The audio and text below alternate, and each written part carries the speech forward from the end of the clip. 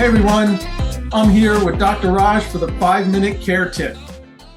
Today, we're going to be talking about colon cancer screening, an important topic for all you caregivers and anyone. So I'm just going to pass this over to my friend, Dr. Raj, and what can you share with folks?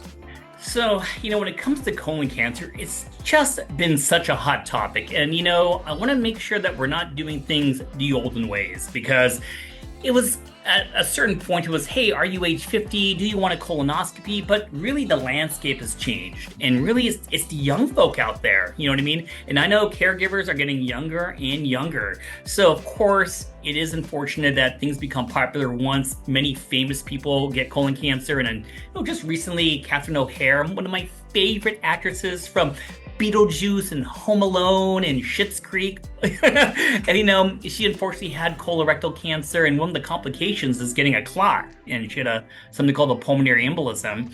And then I remember, from the 80s, not giving my name, James Vanderbeek from Dawson's Creek passed away, and this really set the bar to be much, much more, aware that we need to start doing colon cancer screening in younger individuals. And most guidelines now say 45 years of age if you're at intermediate risk. And I think my teaching point for everyone today is that it's not only just a colonoscopy. You know what I mean? Of course, nothing beats doing the scope and looking at the mucosa. But I want people to know that there's stool testing that can be done. You begin checking for blood in the stool. There are things called Cologuard, and it is a brand name that checks not only for blood in the stool, but also checks for some of the DNA, some of the cancer and polyps itself, and that can be done almost every 2 to 3 years. So there are many options out there besides just a colonoscopy, but the key thing is people are getting colon cancer at such a younger age